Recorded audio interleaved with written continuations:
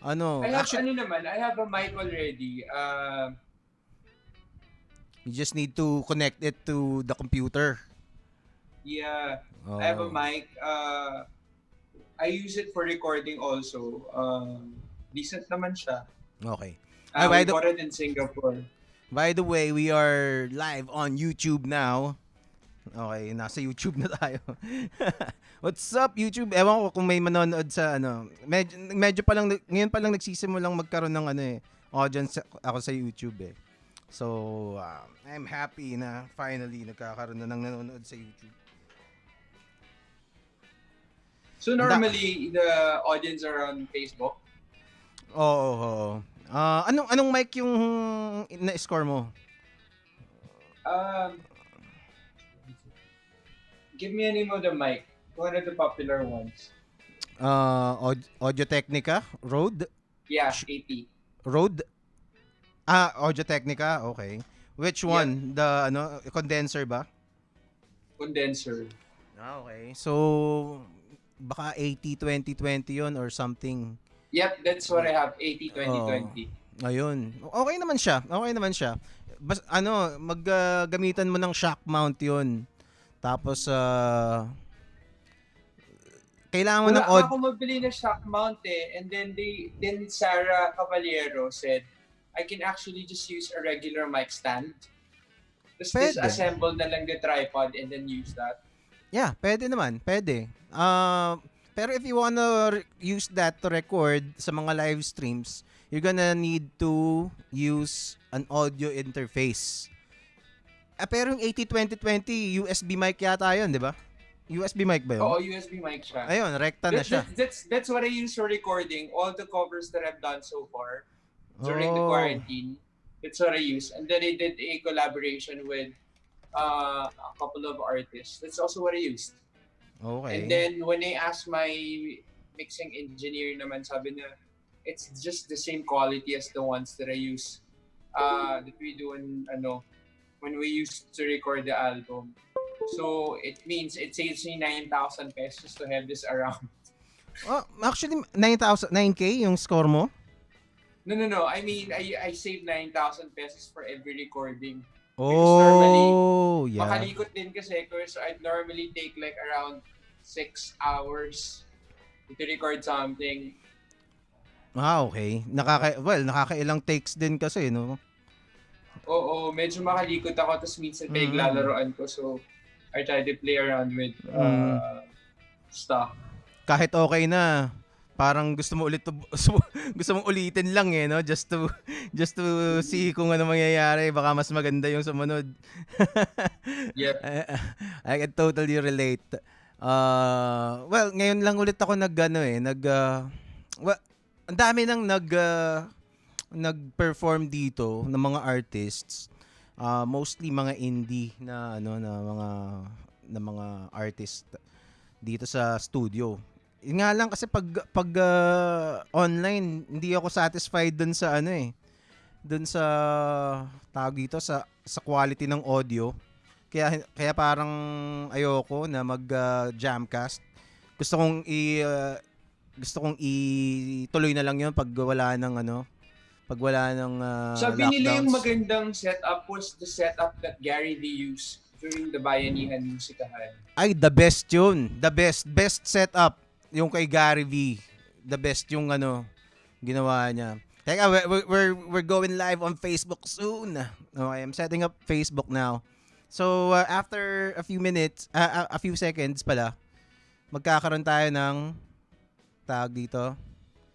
Uh, Notification. Okay. Zion all caps ba yung Zion mo? Yeah. Okay. Actually, kahit Okay. Basta wala Alright. lang last name. Alright, so going live on Facebook. Sana gumana. Alright. We are live on Facebook. We're just waiting for the notification.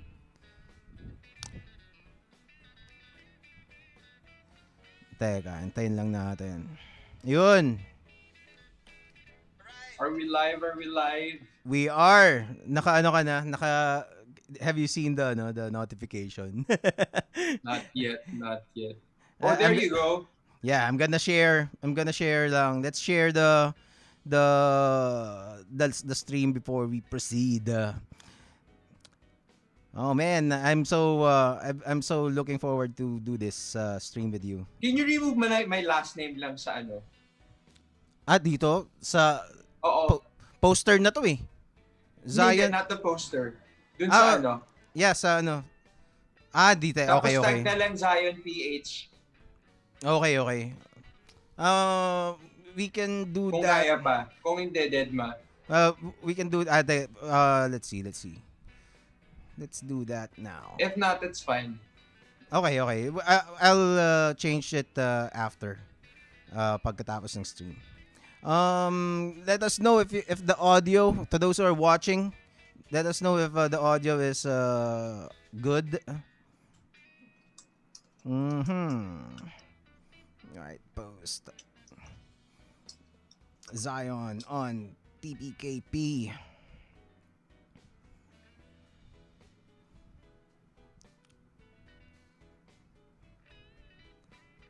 Join the conversation. Join the conversation. Well, this is this is gonna be uploaded in Spotify din naman, so okay. Oh, Ronald Gregory Dorado, what's up? Teka, please share, help us share the stream.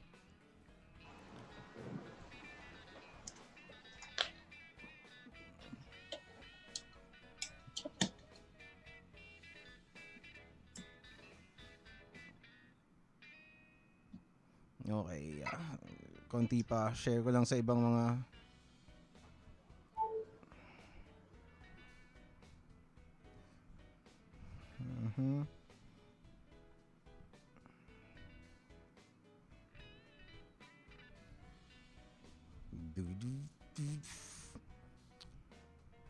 Okay na yan. You good, man? Yeah. Na-share mo na? I'm just sharing. Okay, share lang. Okay, I'm gonna wait for you. So, before I'm just gonna do my spiel while you do that. Sure. Okay. Okay, Anytime. so Game na. okay, so this podcast is brought to you by Mutual Lux Cakes. Okay, so Mutual Lux Cakes, are you basta are you interested sa Zion? Mahilig ka ba sa mga cookies, mga ganyan? Oh, lately I've been trying to bake actually. Oh, wow. But my Okay. favorite would always be anything with peanut butter. Oh, yeah. Okay. So, well, yung Mutual Lux Cakes, this is our small business. And my sponsor dito sa podcast. So, we do vegan versions of all kinds of cakes. And That's good, man. Oh, yeah. And the thing is you'll never parang you'll never be able to tell the difference dong actually mas masarap talaga siya sa dun sa mga normal ka kasi sobrang lupit ng baker. I was on vegan diet for a while actually. Oh, wow.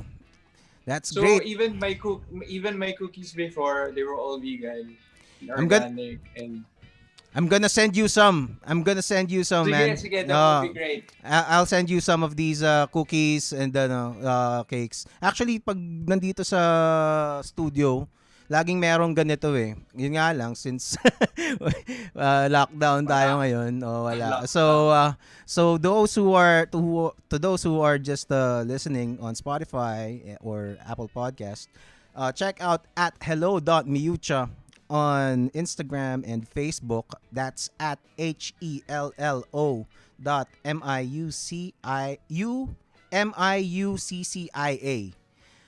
at hello.miucha.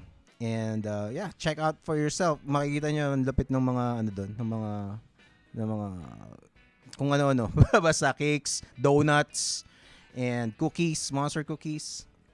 And also this podcast during the lockdown era are all dedicated to all of the episodes are dedicated to the frontliners and everybody that's keeping us alive and sane in this new world.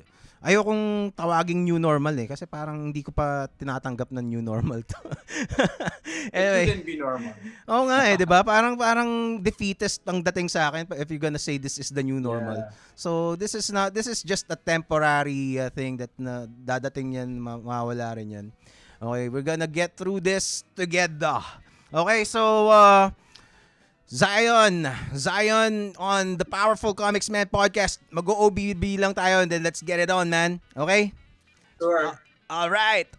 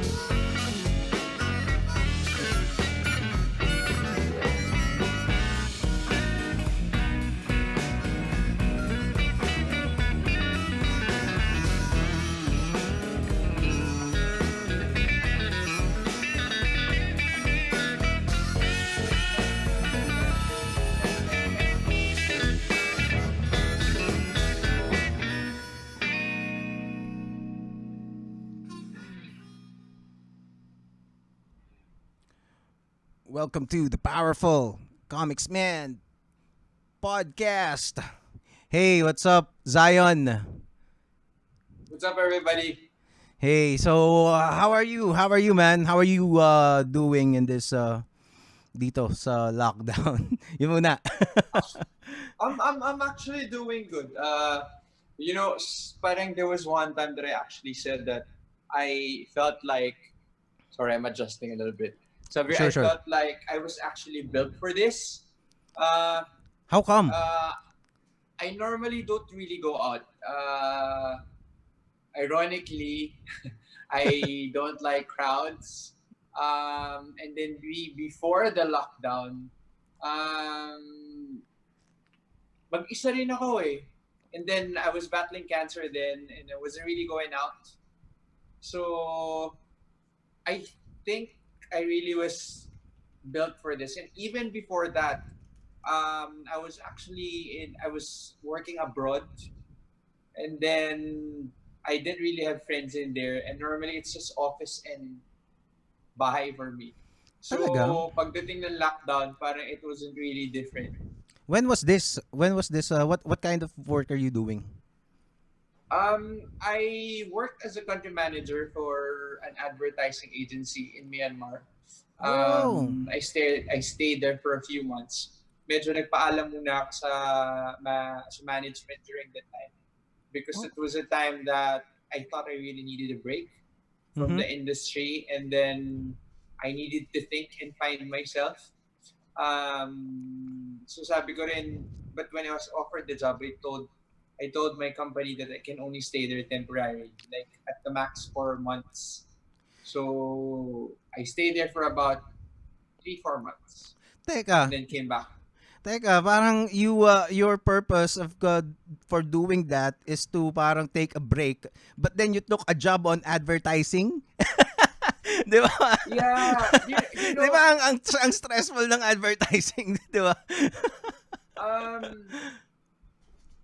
The story, my love story with advertising began when I stopped doing music. There was a point in my life that I didn't want to do music anymore. And I felt like I was talking to me and telling me to stop music.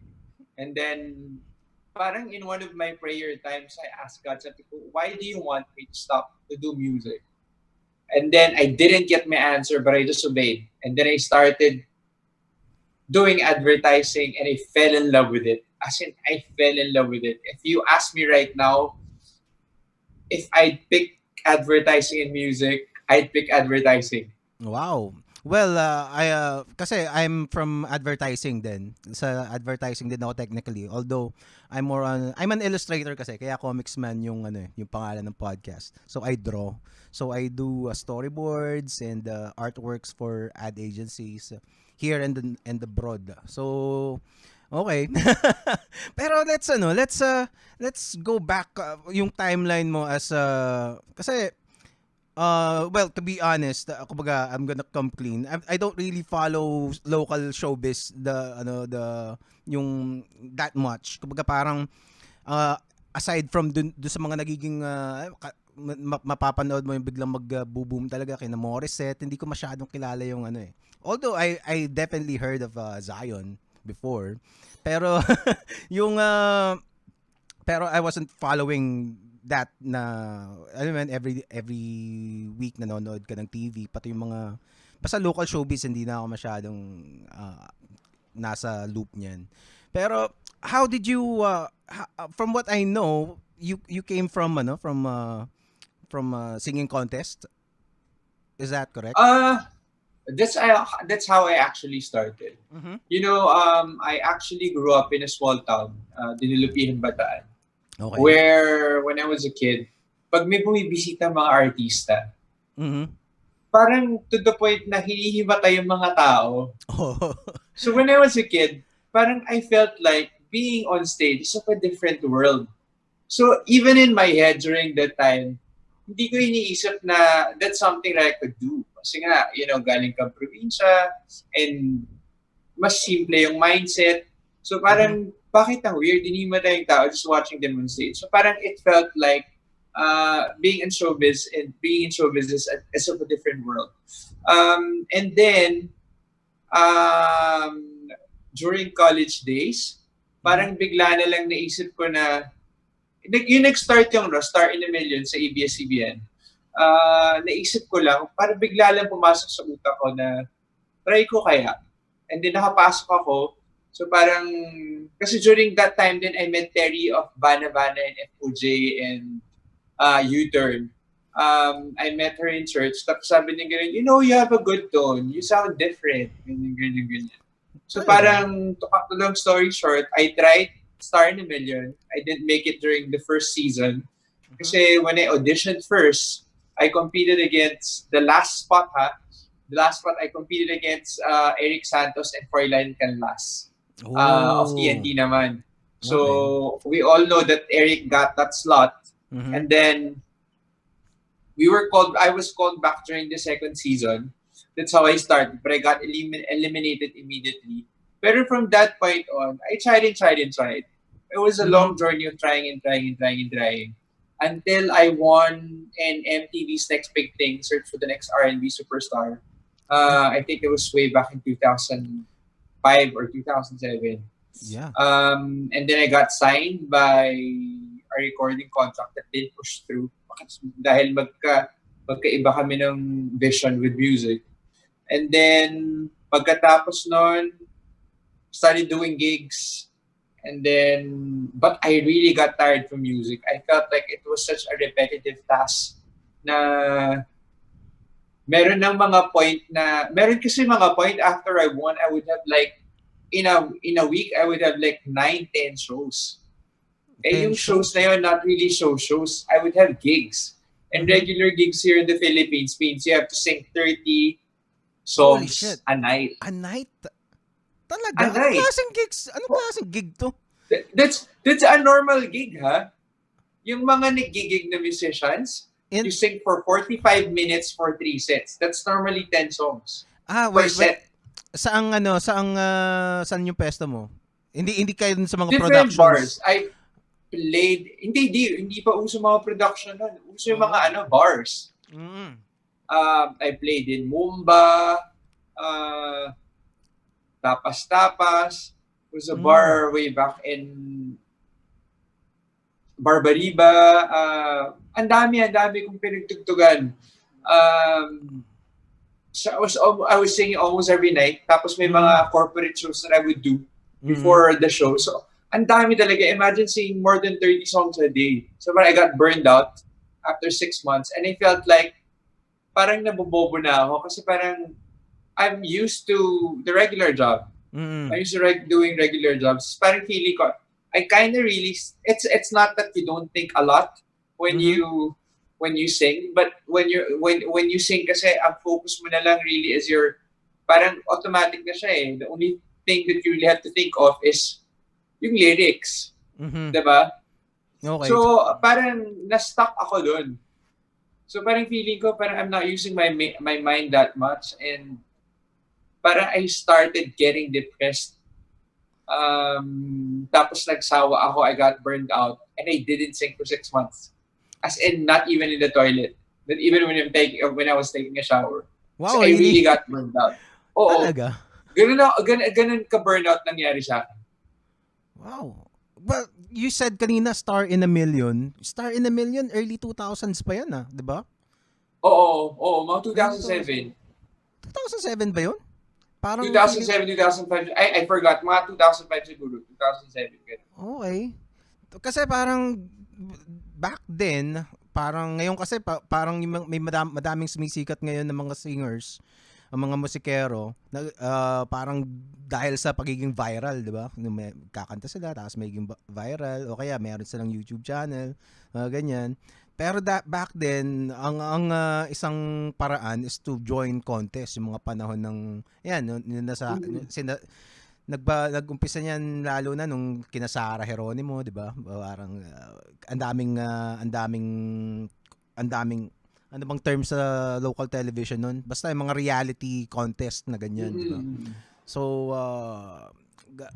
ngayon kumbaga parang in a way that well, definitely ibang era na yung bago yung before, 'di ba?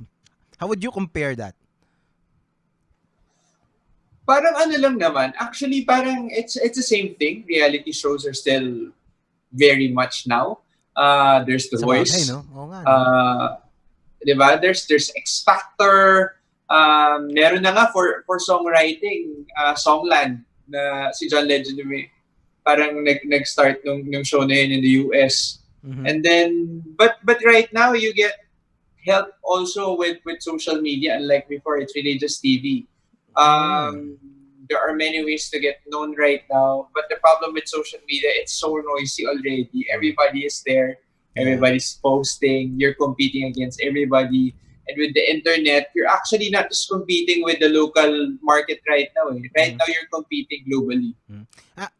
Actually, what I was parang siguro was trying to ask is how ano yung naging proseso mo? How did you go through that process ng pagko-contest, 'di ba? Paano ka you said kanina you've na meet mo yung Vanna Vanna tapos from there ano yun pumila ka ba sa mga sa mga Oh, what did you do? parang ano lang din. I started meeting people in the industry, and then they would tell me na, oh, there's audition here. So, Okay. merong mga special auditions kasi. Meron talagang mga pila, pero sometimes, yung mga talent scouts kasi, they also go around. Mhm. And then, if they spot a talent, Mhm. when they spot a talent, they get invited to a special edition. But the special edition does not guarantee you a slot. Parang medyo na Yeah. fast track ka lang ng isang level. Mhm. But you're in the same playing field with Well, kumbaga, everybody else. tama rin naman kasi kumbaga parang it saves time for the organizers, 'di ba? Kaysa if they Oo, go oo. through, 'di ba? Tama. Anyway. Pero I mean, even yung mga yung mga, halimbawa, even during those special editions, there would be like 100 of us. Mhm. And then minsan natitira na lang 20. Wow. Anong So, even anong if you get invited, hindi rin guarantee talaga. anong pakiramdam pag nakikita mo na if you whenever you pass a stage, 'di ba? Parang was it kasi ganito kasi I also sing. I used to be in the band too. And parang nung panahon nung yung mga yan, parang syempre napapanood ko yung Philippine Idol, mga ganyan. Sabi ko, sumali kaya ako dito, 'di ba? So that's why I'm curious kung syempre eventually hindi naman ako sumali, para ganun. That's why I'm curious on how you do with these things. Ako naman, every time, siguro I was able to develop a certain level of confidence Mhm. that during the first 2, 3 auditions, Mhm. level of auditions, medyo confident ako. Parang I felt like I've worked so hard with my talent in every audition. I really come really prepared.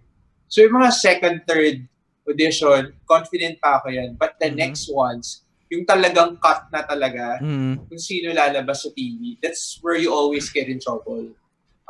Get in trouble, when I mean get in trouble, it's because when you are joining a particular contest, you are entering the entertainment business. Mhm. 'Di ba? It doesn't mean that you are the best singer. Mhm. It doesn't mean that you'll automatically get in. Okay. There are many, many factors that makes a star a star. Mhm. 'Di ba?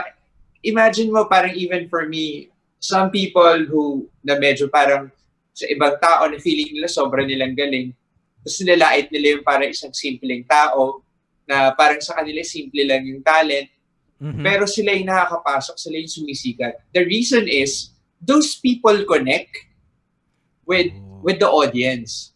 Mhm. Um, there's a star power that the show is looking for. They're looking for stories for people to watch it. Mhm. And they're really looking for somebody to connect to the audience. Kasi sobrang daming magagaling na artists sa Pilipinas at sa buong mundo. Mhm. But they don't necessarily make it big in the industry because there's something missing. Okay. Was it, do you think, So parang for me, kabado ka palagi ng pagdating ng talagang putulan na kasi mhm. you're never assured if you are the one that they are looking for that particular season. Well, you made it through. You won yung mga contests. So, what did you do? Kumbaga, aside from figuring that out. Kasi malamang it really helped that you figured it out. Kesa hindi mo Uh, na, 'di ba? what did they do? Wala. You know the thing kasi with me is parang after mong manalo, parang for me, you enjoy it for 1, 2 days. And, oy, nanalo ako. Tapos, merong cash prize kang makukuha. But the real battle begins after the contest. I mean, I won in MTV. I had a contract, but nothing really happened with my career then. Talaga, bakit? Diba? Um, parang, hindi ko alam, probably I sounded too, parang medyo advanced ako during my time. Para Okay. sa Philippine audience. My music Mm. was different. They wanted me to be the regular ballad person, but I don't sound like that. So medyo pilit talaga if and during that time medyo hindi pa ganun yung my music, parang hindi pa kayang i-embrace ng audience yung music ko during that time. So Ah, okay. pati the management and the music label, hindi kayo magkasundo sa material. Kasi yung sa akin na pinaka parang acceptable na for me accept na kantahin is malalim, sobrang lalim pa rin sa kanila. So hindi talaga kami mag-match. So during that time, the record deal didn't push through. Okay. Do you think Ayun, but so talagang merong kumbaga yung say talaga ng management is really kumbaga talagang sila talaga yung mamamahala nun. Kumbaga. um oo, but that's changed so much these days. The thing with the audience, siguro to answer your question earlier, and this I just realized right now, the difference between the audience before and the audience right now is the audience right now is looking for more authenticity. Parang before kasi, mas uy, sisikat yan kasi kaboses yan ni Celine Dion. Uy, sisikat yan kasi Ah. kaboses yan ni ganito, ganyan. 'Di Oo ba? nga Uy, no. meron tayong Filipino Whitney Houston, meron tayong Filipino Michael Jackson or meron tayong Filipino version of this and that. Oo nga. But right now, that's not the case. The audience is looking for authentic artists who's really out there showing what they really are. I mean, right now, the reason why Moira stood out because Moira started the entire trend of how she's singing. Um, Mm. Ben and Ben is different from everybody else. Diba? Medyo country folk, contemporary hipster. Mm. Tapos, Four of Spades, For iba rin spades, yung oh. tunog nila. Diba? Mm. So, up Dharma Down, when they joined the industry, they were the only one that sounded like that. Yeah, that's true. That's true. Diba? So Mm. parang right now, I think the audience is looking for authenticity. Yeah, well, it also helped a lot na obviously nung you get technology like Spotify and or YouTube, Oo. you have these channels that you It can kumbaga hindi mo na kailangan masyado ng record label to help you with it does help. recording. Mhm. Pero ako, what I realize is, for indie artists, most of the indie artists, kailangan Mhm. suyurin yung indie scene. Like for example, Ben and Ben um, started long way back before they made it. They were doing the indie scene for a very long time before they made it. Parang but also kasi nagamit din yung name yung song nila in a movie, 'di ba? It helped. Mhm. Soothe when yung sumikat yung sila, 3 years na nilang tinutugtog yun sa indie scene. Okay. And sinusundan na sila ng mga tao because of that song. Nung nakakita sa kanila sa indie scene. But since ginamit yung song sa may PBB, I think it Mhm. was PBB or somewhere, mas lalo siyang sumikat. So parang ganun. Yeah. So right now, TV also helps a lot. Kasi pag na-expose yung song mo sa TV, it gives you a broader audience eh. Mhm. Pero meron din talagang mga tao na sumisikat din sa online. Pag na-pick up ng isa, tapos share, Oo. eventually, nag-multiply. Yun. Oh yeah. So well, tama naman talaga. Kasi hindi naman ang daming daming magaling na artist tapos nasa may Spotify sila tapos magtataka ka rin parang hindi hindi rin sila nagiging hindi pa nagiging successful yung iba. Kumbaga nahihirapan din Oo. maka-breakthrough, 'di ba? Saka iba rin yung market ng Spotify. Mhm. Iba yung market ng free media. Like for example, minsan maraming views sa Facebook or YouTube, pero Mhm. konti lang sa Spotify. Mhm. Kasi yung mga Spotify people are those who can afford to pay. Sabagay. Oo nga no. So Diba? how do you parang compare the pre-Spotify era to the present parang scene? Kasi nandun ka sa parang transition stage nun eh, di ba? Nabutan mo yun. Siguro yung masaya dati, yung bibili ka ng tape Oo nga or eh, ng no? CD, tapos ipapasign mo. Mm-hmm. Tapos ang dami nakakabenta yung mga tao ng mga parang 10,000 albums nun, maliit eh. Diba? Mm-hmm. Oo nga. Ngayon, pag nakaganong album ka na physical album, parang ang galing mo na. Pero dati, they sell like 200, 300,000, 500,000 copies. And it doesn't Oo. happen anymore. Because there's free, you can listen to it on Facebook or YouTube, kahit i-copyright mo yan. Because of technology, nade-download. Yeah. Diba? So, parang, I guess, parang mas paid lang yung artist, mas nababayaran yung artist na ng mga recording labels before than right now. Because ang liit din ng bayad ng YouTube, ang liit Oo din nga. ng bayad ng Spotify pag umabot ka ng millions of streams. Unless siguro you're a Taylor Swift or an Ed Sheeran na mga billions na inaabot din. At saka kung ikaw yung Ayun. may-ari ng nung YouTube channel mo, madami kasi Oo. sa mga recording artist, ang lumalabas yung video Oo. nila sa channel nung, let's say, Viva or o basta nung label or Totoo. ABS-CBN, 'di Totoo. ba? GMA. So, yun. Hmm. Mm-mm. So, Pero hindi rin mhm, lahat ah. I mean, there mhm. were people na nanalo sa contest, nag-release ng song, hindi rin kinagat eh. I mean, they were good in the contest, but pagdating na sa real world, wala rin sila, nawawala na sila. Oh. Diba? Nakita So ko, kaya that's that's why I said earlier na the real battle begins after the competition or after the reality TV show. once you got in, 'di ba? Para Oo kumbaga, eh.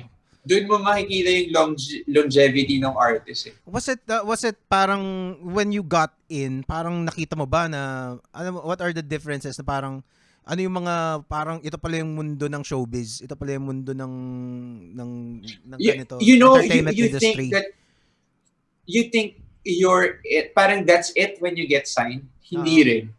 Okay. It's the same. Actually, it's harder. The pressure is harder where you are inside How because come? Okay. signed ka na and then an expectation ng tao, signed ka na tapos you'll make it big. But no, even within a recording label, you are competing against, for lack of better term, Mm. competing against the other artists in the label, Mm. 'di ba? And if you are starting, syempre, in a business, the ones who get prioritized are the ones na mas sureball na yung kikitain ng label. And there's nothing wrong with that. Mm. I hear a lot of people say that, ginagawang music, yung business, ganyan. But Mm. it is business. Yes. It is 'Di ba? business. Kung hindi Mm. kikita yan, paano ba tutuloy yun? Tapos Mm. yung iba nga, meron pang mga artist na nagagalit kasi binibigyan ng break yung artista. But reality is, yung mga bumibenta na songs ng artista, Mhm. yung ginagamit na funds para mag-produce ng album ng mga artists. So it actually Oh. helps pareho, di ba? Kasi pag bagong artist yan, tapos nagpapaka-artist masyado, tapos hindi madig ng tao, tapos nalugi, saan kukuhanin yung next project? Di ba? It's Mm. actually a balance also of everything. And what people think that a lot of people miss out na music is also about entertainment. Di Mhm. ba? Saka naniniwala ako merong singer, merong entertainer. Yes, 'Di ba? totoo. And there Yung are yung audience, oo eh. meron naman na both, like katulad ni na Gary Valenciano, 'di ba? Yung talagang Oo. complete package. Kumbaga, but Oo. sometimes they're rare, 'di ba? Meron talagang Oo, mm, exactly. Pero minsan kasi sobrang lalim natin, hinahanap lang ng mga taong gustong makinig. Simple lang. Hindi may komplikado, hindi birit ma-entertain. ng birit, hindi kulot ng kulot. They just want a fun song to enjoy life. Because sometimes life is just sobrang seryoso na. Parang, alam mo yun, parang, buti ba naman to, iisipin pa natin. Mm. Even when, sometimes even myself Mhm. pag tinatanong, ano gusto mong panoorin ng movie? Yung, Mm. parang sa akin, ayoko na manood ng seryoso ng movie. Mm. Yeah, Kasi okay parang, pa. ang dami ng seryoso na nangyari sa buhay ko. Pag nanood ako ng movie, gusto ko lang may enjoy ko lang siya. Oo. Yung hindi ko naiisipin. Lalo na kung sa Yung hindi sinehan, na 'di tayo ba? patalinuhan. Oo, lalo na kung sa 'Di ba? sinehan, magbabayad ka talaga, 'di ba? Hindi ka nasa bahay lang, nasa Netflix, 'di ba? Kasi pag Oo. kasi pag Netflix parang hindi ko pala trip 'yan. Pwede mong patayin eh, 'di ba? Eh pag nandun ka sa Oo eh. sinehan, nagbayad ako dito, 'di ba? Para Mm. tapos bibiyahe ka pa papunta doon, 'di ba? I Yeah. mean, yeah, and different types of music or genre and anything in entertainment, they serve different purposes. And they have their own audience. So parang for me, hindi kailangan pag-awayin yung tunay na artist and yung entertainer because they So, serve different purposes in the industry. They wow. work hand in hand to make this industry work. Wow. Oo nga, no? Well, actually, sa'yo ko lang narinig yan, and it's very enlightening. That is a new perspective for me. Yung sinabi mo na people like, let's say, parang Including me ha, parang "Putya, bakit si Ann Curtis yung nandun sa Araneta, 'di ba? Parang ang daming kumbaga ang daming mga nagtatrabahong musikero, tapos bakit siya yung nandun? Ba't siya yung nagko-concert? Bakit si Vice ganda, 'di ba? Tapos kasi when we have other kumbaga dekalibreng musikero talaga na dekada na ang binibilang. Tapos tama nga naman kasi if they make the money, the label or whoever, kung sino man yung mga tao na nagpapa nagtataguyod ng music industry can use the funds to alam mo yun, Madali, keep it alam mo, rolling. so, parang ano naman, siyempre, sila yung i-investan. Kasi may clamor for them to do an Araneta. I mean, compared to another artist na walang clamor, bakit mo siya ilalagay sa Araneta? Kung feeling mo, galing-galing mo, Totoo nga. produce mo sarili mo, gawin mo yung show mo sa Araneta, galing mo pala eh. Oo nga, tama naman din yun. Well, Diba? there's this, naalala ko lang yung kwento ni Jokoy. Si Jokoy kasi parang I've been watching his videos recently. Tapos parang ang tagal niya ng kasi sikat na siya sa stand-up scene sa US eh. So ang dami niyang a lot of people were waiting for his special.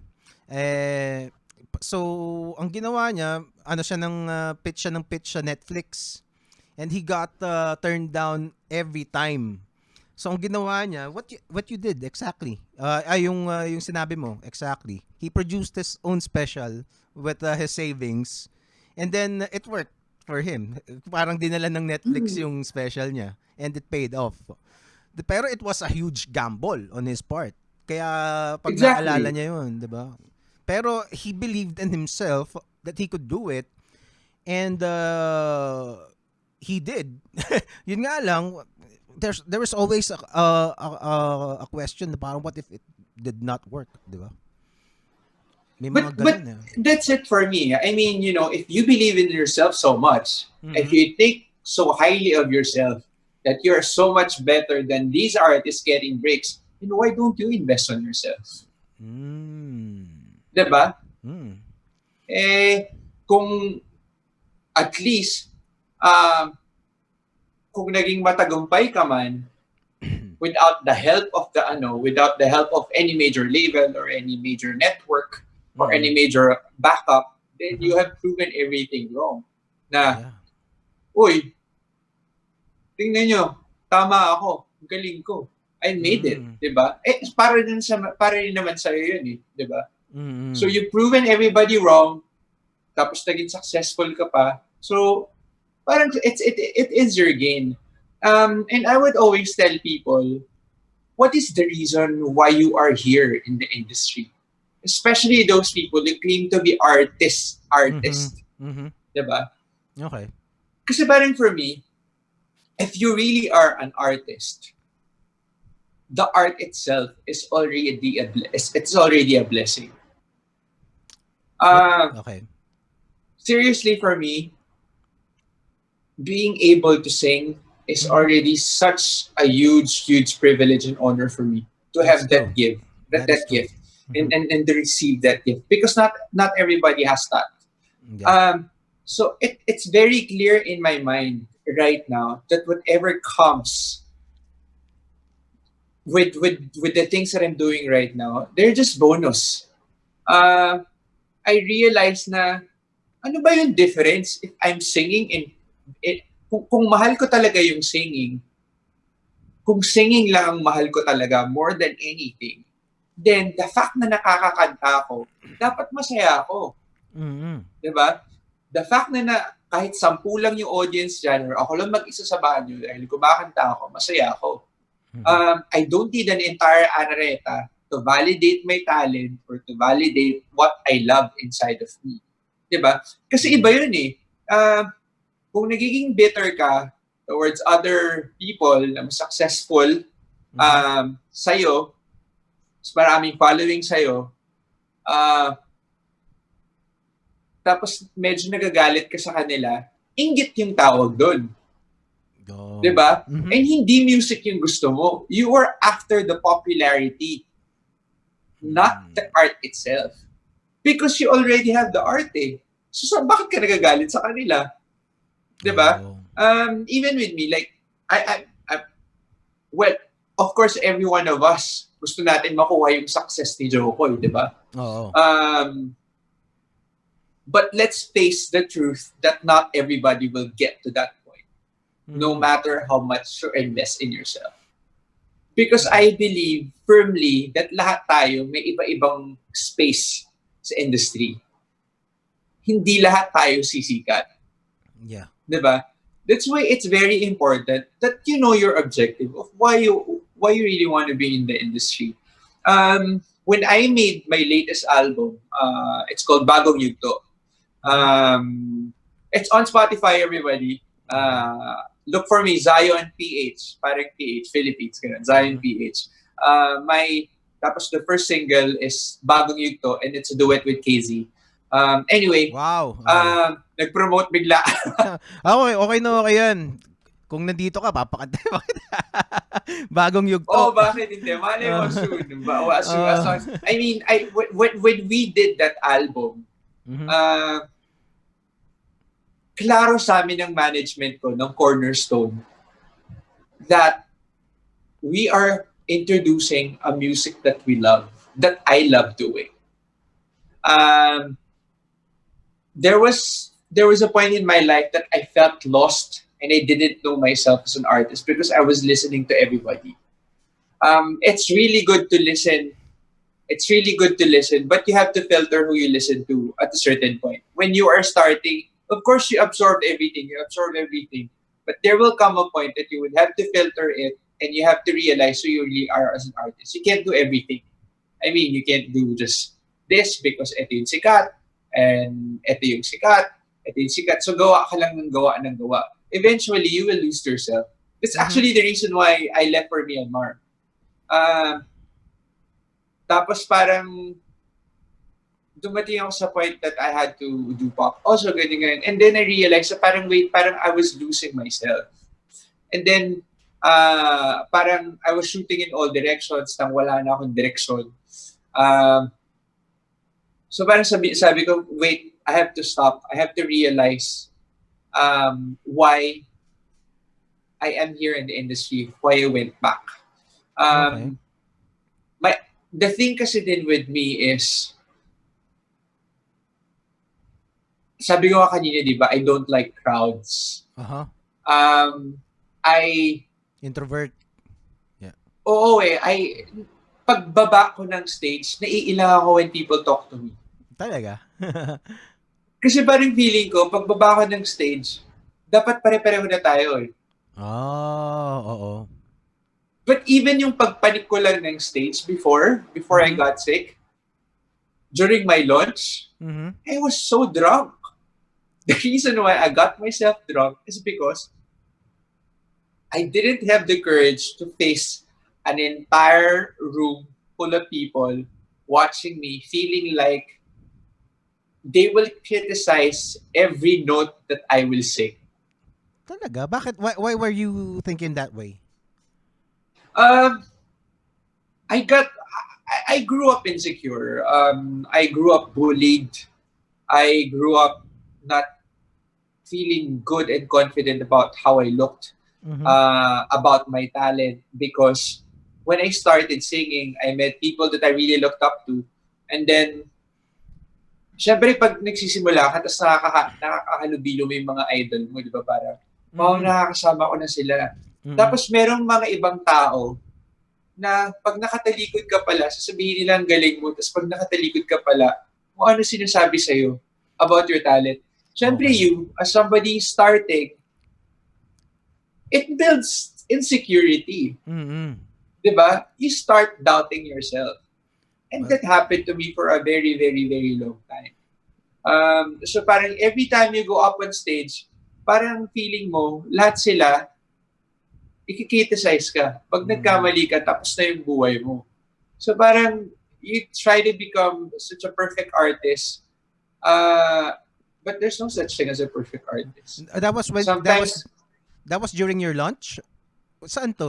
this was even during my lunch. Sa ASAP ba to? O sa... No, not in ASAP. ano to, this was during my album launch, the one that Ina produced. Um, Mm. kasi yung during that launch, it was actually parang dalawang celebration. The first one was Tina's 25th anniversary in music industry. Tapos yung 25th anniversary niya, she made it parang a reason. She made it a reason para gumawa ng isang bagong album. And lahat ng songs sa album, pinakanta niya sa akin. But Sino ulit? during that yung unang part ng celebration na yun, Mhm. ang mga kumanta, the company, Oh. tapos mga sila Ima Castro, Oh, okay. Ate Reg was there and sang also. Tapos nagsama sa amin the company si Ima Castro at si Ate Reg in one number. Tapos ako yung susunod. Parang, ano to? And it was your lunch. Sino nag-produce nun? Tama na kasi hindi that night is actually really a celebration of Trina Belamide in the industry. Okay, I see. So parang itinuhog niya to the launch of the album because it was parang ano rin siya eh. It was also a challenge to me. I took it as a challenge. Imagine mo, after nila mag-perform lahat, ako yung susunod. Grabe. Ang tindi nga naman nun. Pero yung scene na, pero there's confidence in there also na I'm gonna show you what you got. Pinagkatiwalaan niya ako. Okay. She gambled on me and she believed so much in me. And siguro there was such pressure lang na, shoots, I have to do good. So because how did it go? And you were drunk. And you got drunk. Okay naman. When I'm drunk naman, medyo, yung utak ko naman diretso pa eh. Pero mas makulit ako. Kasi nawawala yung inhibitions ko. At yung sinaulo pa to, si Karel, panasa.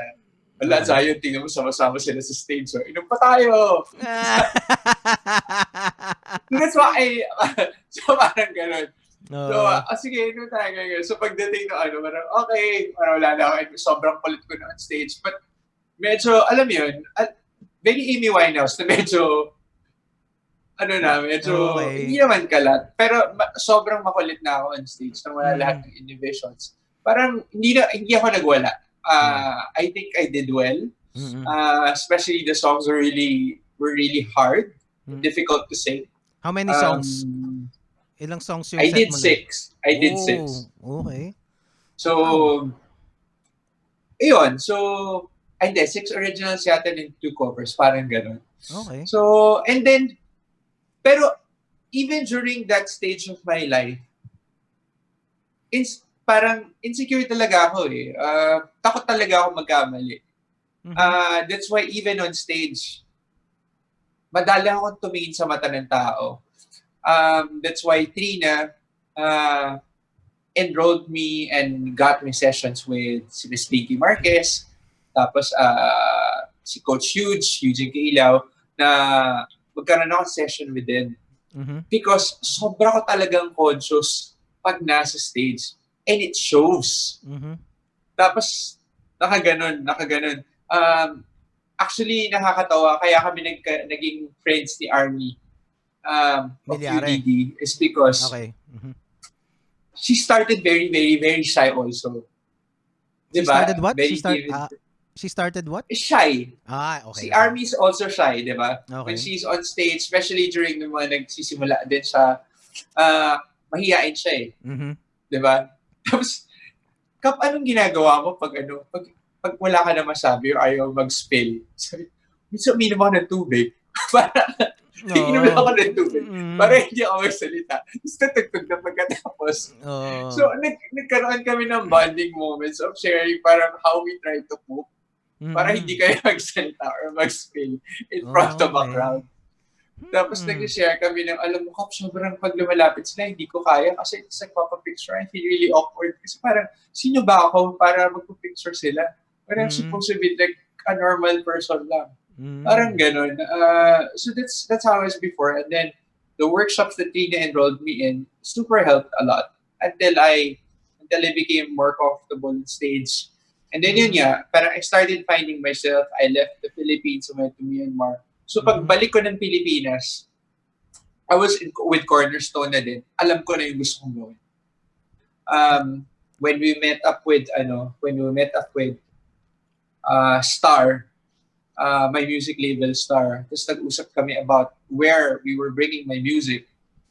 Sabi ng management, si Zion naman, he writes his own song. I mean, he was able to write for a brand, tapos he was able to write a number one hit for a pop artist. which one? Um, I co-wrote sa Mangubat's number one song, parang on MOR, Pagkat Nariyan Ka.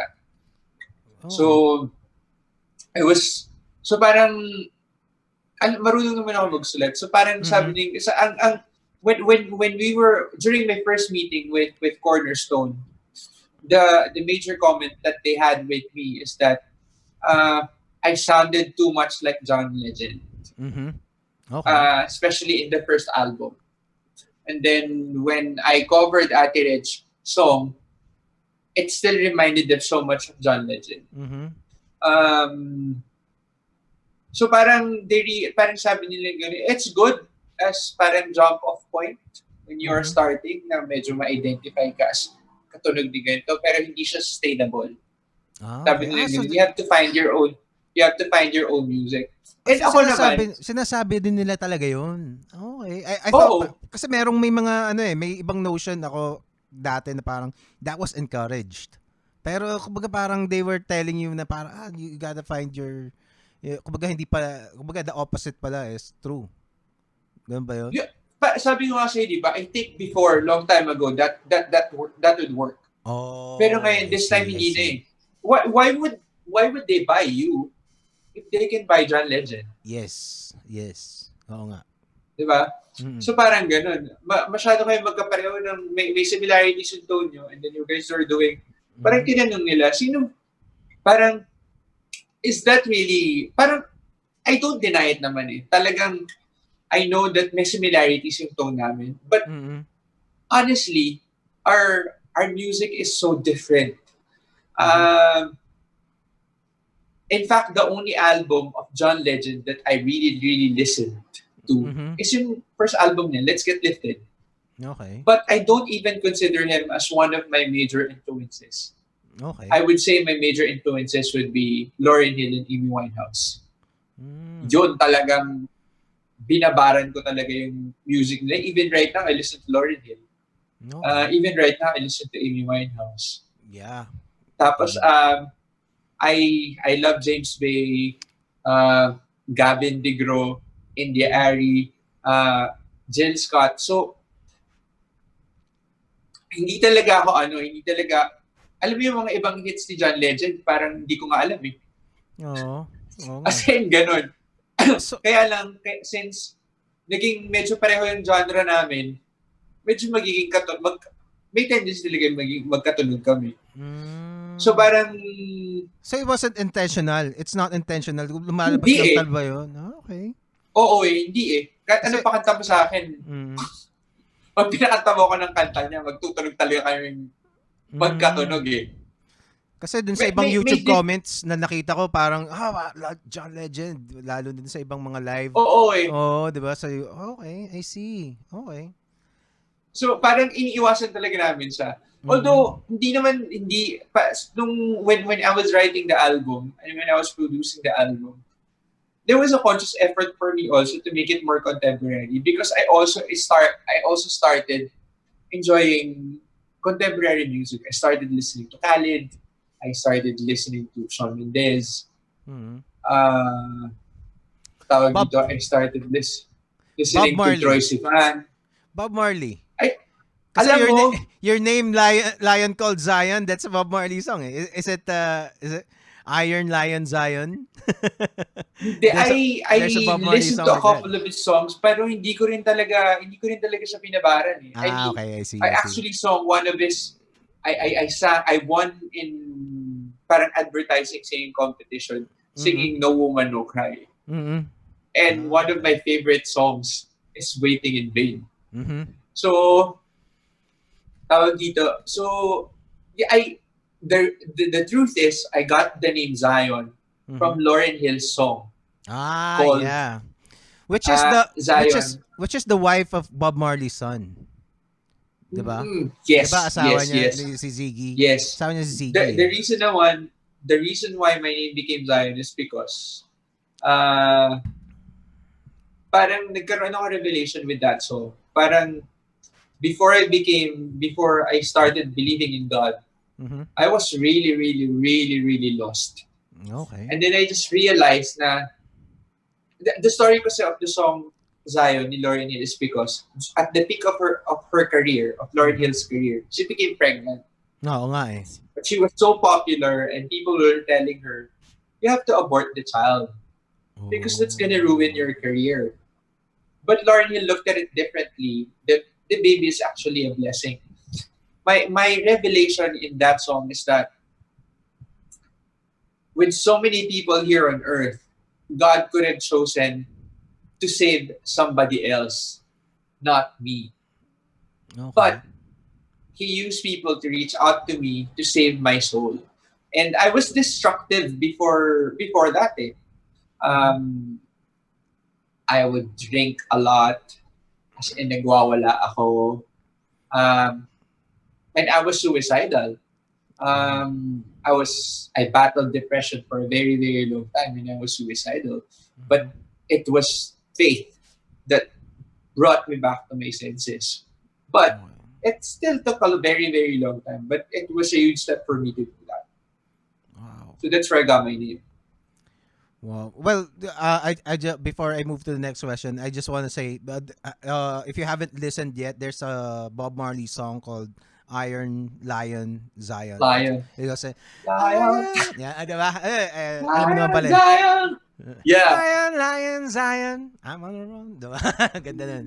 Pero, okay, since may gagawin ka pang iba later on, let's just transition to another topic, no? Kasi, one more Parang ang thing. tapos na sila eh.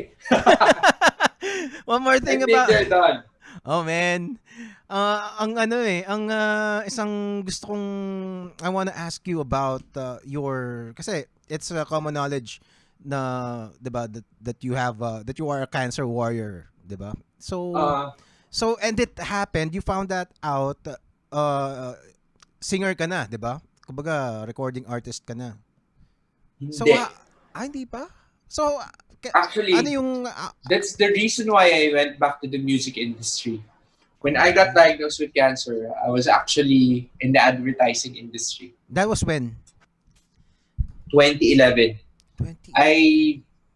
I ito yung sabi ko sa yung I didn't want to do music anymore. This was the Ay, time that parang I felt God was telling me to leave the music industry. And then tapos na sila. Pwede pa naman magkwentuhan na matagal. yun. Okay, okay, okay. Tawag dito, so I was in the advertising industry then. I was actually doing good. And then, nagkasakit ako. Okay. During that time, when I got sick, sila Yeng, Constantino, Mm-hmm. sila Julian, parang pura pa show for me. It was the idea of Yeng and our other good friend, It's Saludo, Wahiman, na sabi nila, Kuya will do a fundraiser for you para makatulong naman kami sa'yo. Ako naman, sabi ko, hindi na, wag na, kaya ko to. So, yung ganun. Tapos sabi Mm-hmm. ni Yeng, alam mo kuya, gagawin namin to hindi para sa'yo. Gagawin namin to para sa atin. Kasi kaibigan mo kami eh. Sabi niya ganun. And we have an obligation to help you out.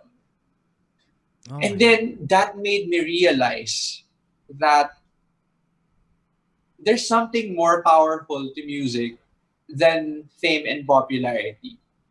Kasi when I started music, I realized I was also chasing those things. I was in Okay. music for all the wrong reasons. I would always say before that I love music, but more than anything during that time, um, I just wanted, yes, I wanted to sing, pero Mm-hmm. I wanted to be famous. Mm. Uh, that was the time na insecure din ako. So, parang the more people, mas makikinig sa akin before, Mhm. more validation I would get, feeling mo mas being confident ka when in fact you were just feeding your insecurity. Okay. And then, so parang when things weren't happening my way, it would break my heart.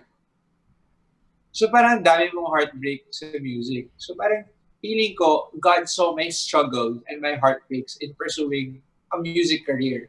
Kasi parang during that time, ang validation mo na magaling kang artist is kung sikat ka. Mhm. Diba? So, and then I left music and then that's when I realized, yun yan, sabi niya na kuha tayo ng kuha tayo ng Fundraiser. fundraiser for you. So sabi kong ganun, oo nga no, ito pala dapat yung purpose ko sa music industry. Sabi ko pagbalik ko sa music industry, pag gumaling ako, sabi ko, hey God, I'm going to start singing and fundraising. Help raise awareness about cancer and start producing things or even shows for other people battling with cancer because ang laki ng gastos eh. Laki ng gastos, hindi mo talaga kakayanin unless milyonaryo ka. Mhm. The first time I battled cancer, I spent 3.5 million pesos. Oh, wow. So, natapos na akong i-battle yung cancer, nagbabayad pa ako ng utang. Okay. Tapos kakatapos ko lang magbayad ng utang, I got diagnosed with cancer again. Pero sabi ko, I won't go through the regular treatment. And then, 2 years after the second one, I got diagnosed with cancer again. That's the latest one last year. So, but it was clear to me already why I am in the music industry. I am here to just share my story of hope of how I managed to fight cancer 3 times and to finally get a better grasp and perspective of what life is and see things differently than I did before. I used to be a very, very angry person. Angry. For a very long time. Like how angry? Like, pipitik ako pag umorder ako ng chicken, tapos ibang part yung binigay mo sa akin. Aawayin ko yung counter. Talaga? Kasi parang for me, ang dali na nga lang yung trabaho mo. Mali pa. I think it was coming from self-entitlement because self-made ako. Before I finished, parang when I was in college, I told my parents na I want to be independent. So I took it from there. Okay. Tapos, I got bullied a lot. Because of what? Because probably we're just average family and I didn't look good. And for them, probably I wasn't talented enough. I would get called names. I see. And I wasn't physically, parang during the time also medyo weak yung katawan ko. I'd always get sick. So there were so many reasons na I was getting bullied for. So parang when I came into a position of power, na parang umangat ako as from somebody who was parang working student, ganyan, nandito na ako. Parang feeling ko, whatever I had during that time, I worked so hard for. So when I use my money to buy anything, parang dapat it should be what I asked for. Because I worked so damn hard for it. I see. Okay. Dapat tama. So, and since, alam mo naman sa advertising industry, it's unforgiving, di ba? Oh, well, may ganong kultura talaga. I also adapted that.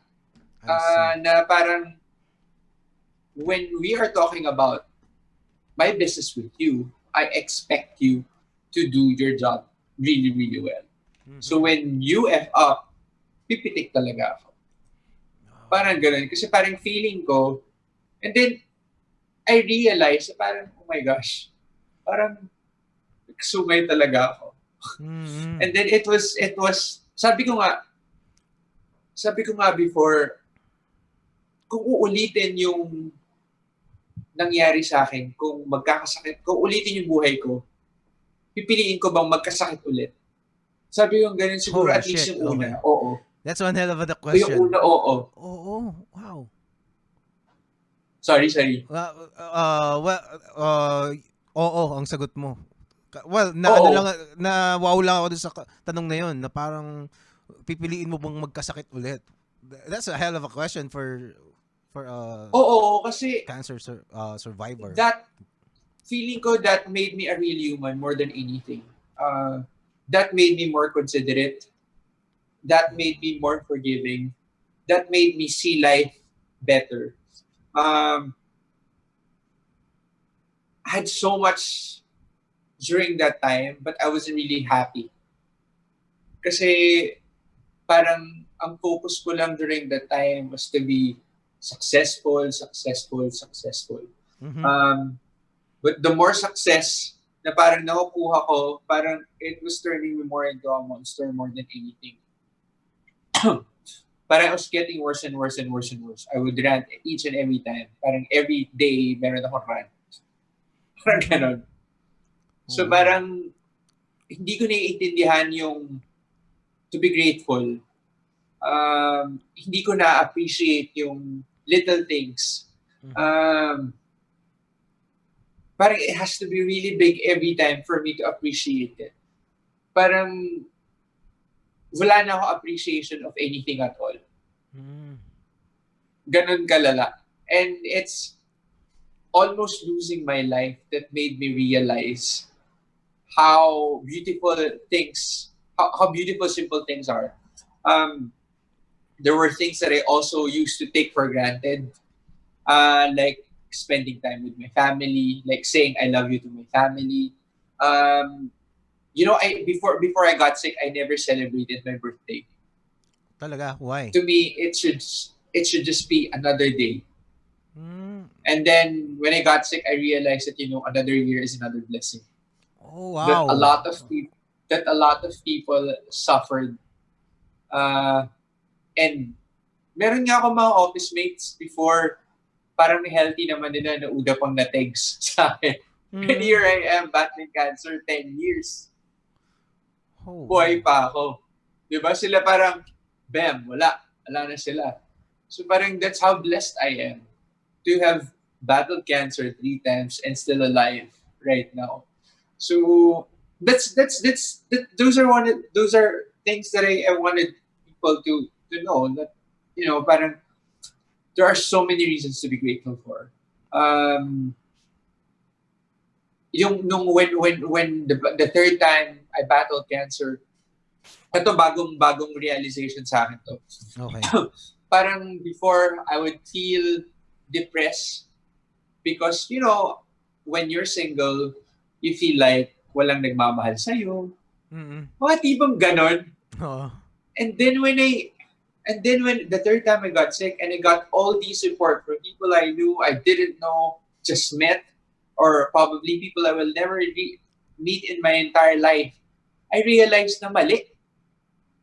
Hindi totoo yung walang nagmamahal sa akin. Ang daming nagmamahal sa akin. Mhm. The problem was, hindi ko siya nakikita because I was blinded by the fact that I was looking for love from a partner. Mm. Parang, wait, bigla akong na-realize, ano ba yung love na hinahanap ko? Ay, putik, I have thousands of people around. Yeah. Na yung iba, hindi ko pa kilala, pero grabe sila mag-express ng love. Mhm. When I guested in ASAP the first time, uh, pero mga taong hinanap ako sa social media, hinanap yung personal account ko to send me a message Mhm. saying that they got inspired by my story and they wanted to send me help. Mhm. Uh, They wanted to send me products that they thought would help me with my journey. Mm-hmm.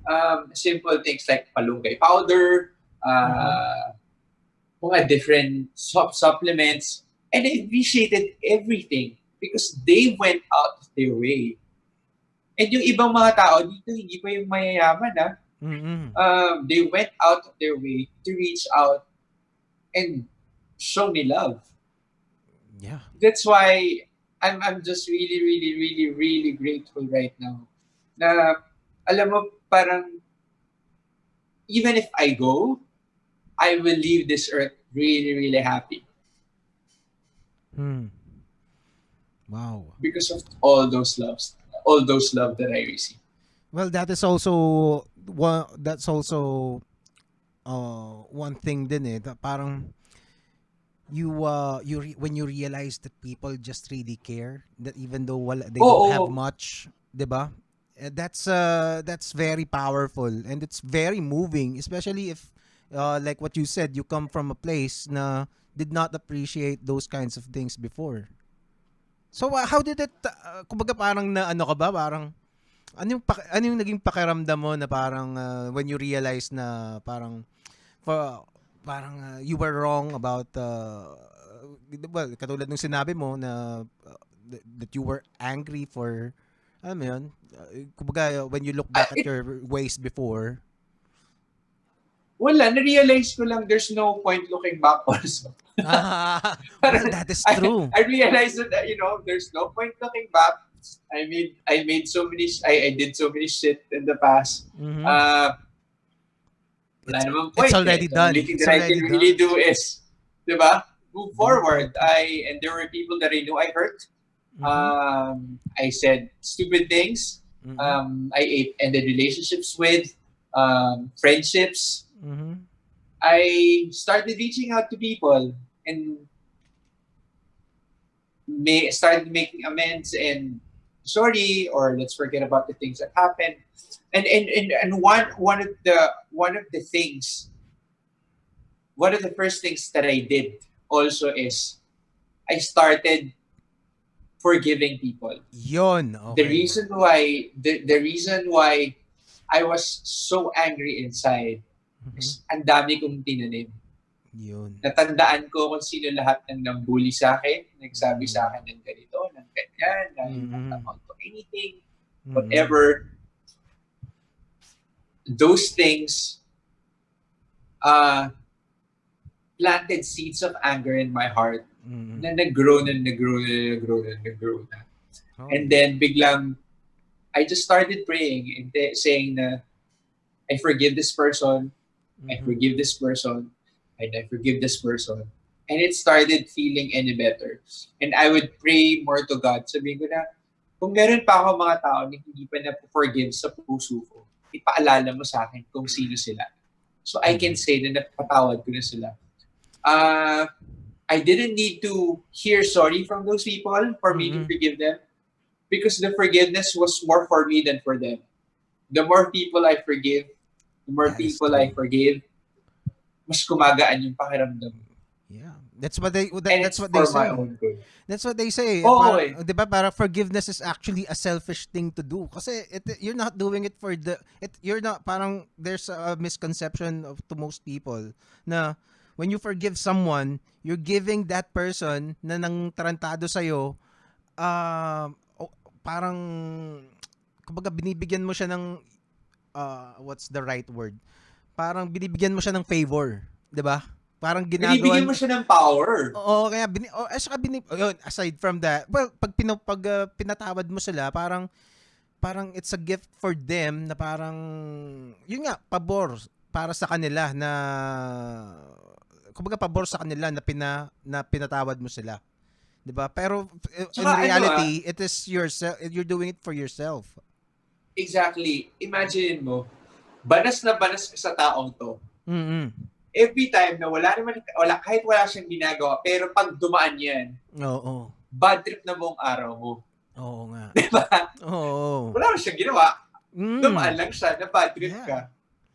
So, you're bringing it upon yourself. Yeah, and that Na, gives that person power over you. Kasi actually may oo, mga ako gago rin ako nung ano eh when I was younger. Yung mga alam kong galit sa akin, kasi ako I understood that early on eh na parang okay. Kumbaga galit siya sa akin. Kumbaga parang kung galit ka sa akin, hindi gagalitin lang kita lalo. 'Di ba? ex- Back then parang sisitahin ko lang siya. Tapos aalis na ako. Alam ko sira na yung araw niya, 'di ba? oo, Kumbaga, 'di ba? no. Nakuha ko rin sa isang movie. There was this movie, I think that was yung dad, tapos kidnap yung anak niya na maraming, I forgot the name of that movie. Merong isang line doon na tumatak sa akin. Sabi Okay. gano'n na you become the person you hate the most. Mhm. So dahil sa bad trip mo sa tao na yun, pati ikaw, na-acquire mo yung ugali niya. Dahil sobrang niyang tarantado, dahil galit mo sa kanya, ikaw din nagiging tarantado ka. So parang ang nangyari, you change yourself, nagiging pattern ng buhay mo, yung ginagawa ng iba, di ba hate mo nga yung tao na yun? Bakit mo ginagawa yung ginagawa niya? Magiging toxic ka na. Dati galit ka kasi toxic siya. Tapos ikaw, hindi mo alam, nagiging toxic ka na rin. Unti-unti until it becomes parang toxic, ikaw yung nalalason. Di ba? Instead na dapat mas, siya yung tarantado, ikaw yung okay, balik sa buhay niya kasi okay ka naman eh. Mali ikaw yung nagiging toxic din. Pareho na kayo nagiging toxic. Tapos since that anger is in your heart, you have a tendency to do it sa ibang tao naman at ipasa. And what's diba? ang isa pang the worst another thing about that is that sometimes that person did not really intend to harm you. Nabwisit ka lang talaga, 'di ba? And you na kumbaga parang hindi mo lang siya talaga trip.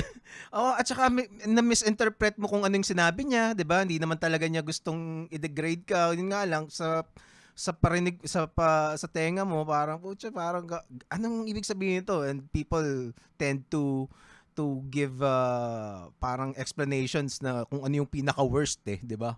Siguro ganun ang tingin niya sa akin kaya ganito. So mag-a-assume na sila. And you're gonna punish yourself. Hindi ka makakatulog, you're gonna lose sleep, you're gonna lose precious time, 'di ba? And energy thinking about that. Tapos biglang Exactly. So parang sino sinira mo po Sino buhay mo? Sarili mo. Ito, diba? Ito yung isang tanong ko. How did you forgive your bullies? Kasi I'm sure halos lahat ng mga tao pinagdaanan yung bullying. How did you forgive your bullies? And there are people na parang tumanda na meron akong I've talked to elder people na tapos tandang-tanda nila kung anong ginawa sa kanila. But never got through it. Which is very sad for me na parang wow, ang tanda mo na, kumbaga parang inaano mo pa rin yung mga sinabi ng magulang niya, so galit pa rin sila sa magulang nila, di ba? How do you forgive? Wala, it's a deliberate it's a deliberate decision to forgive. Ano rin siya forgiveness is also for me, forgiveness is a muscle. That you have to continue doing to get used to it. Diba? Okay. Pag natuto ka na mag-forgive, do it again. Do it again. Do it again. Do it again. And that becomes easier. Even with littlest things. Okay. That's why mahirap din akong magalit sa ngayon.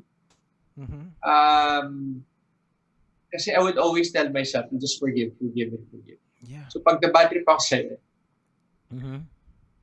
malala talaga ginawa ko. But even after that, after ko magalit, I would always come to my senses and realize that just forgive the person again. True. Ganun lang. So, parang that doesn't mean na hindi ka na nagagalit ngayon 'di ba? That doesn't mean that you are na parang wala ka, that's not a part of you anymore, na hindi na kasama 'yun sa weaknesses mo. Pero the thing is, you can overcome it way quicker than Oo. before. And even after magalit, because I know that's negativity, I also tell myself that I forgive myself. Yon. Self-forgiveness is very, very important if you want to have peace of mind. Ah. Yun nga, kasi being in the advertising industry, di ba? The, Mhm. parang you are expected to be perfect all the time. Mhm. A single punctuation or a missing letter could Mhm. be such a big deal. Di Mhm. ba? Yes, And yes. then, kasi mali, parang ganun. So, and then, since napagalitan ka, feeling mo, wala ka ng kwenta, Mhm. feeling mo, you start doubting yourself, what you can do, And or sometimes when you've imumudmod done sa'yo. so, Oh. so you've done so much better things in the past, pero Oo. since nagkamali ka, you start doubting yourself, and then you just, palaging sinasabi sa atin ng boss ko dati, you are too hard on yourself. Mm. Sabi yung ganun, you are too hard on yourself. You have to learn to forgive yourself. I mean, pag ano ka, pag nagkamali ka, napagalitan ka, just accept it, and then forget about it. But Yeah. learn from it. Awesome. Parang ganun lang. Dati kasi, halimbawa, even especially when I was starting in the music industry, Mhm. pag nagkamali ako ng isang nota, dalawa, tatlong nota, isang linggo na akong bothered. Talaga. Mhm. Ganun. Tapos, sobrang ganun. Kaya pumiyok ka, ay Mhm. putek, mga dalawa, tatlong linggo tayong, hindi ako makatulog. Talaga. Kino-question ko yung sarili ko. Mhm. Mga ganun. And then, yung passion natin becomes more of a burden. Mhm. Instead of it giving us joy, Mhm. mas nagiging source siya ng stress. Mhm. Because, I don't know, parang, I mean, parang for me, excellence is, we always have to aim for excellence. Yes. Or aim even for perfection. But you also have to be realistic enough to realize and accept that no matter how hard you work, sometimes you would commit mistakes. Mhm. As long as you're not deliberately doing it, as Mhm. long as you're really doing your best to improve yourself and Yeah. address it and make sure that it doesn't happen again the next time, or Mhm. even if it happens again the next time, learn from it again.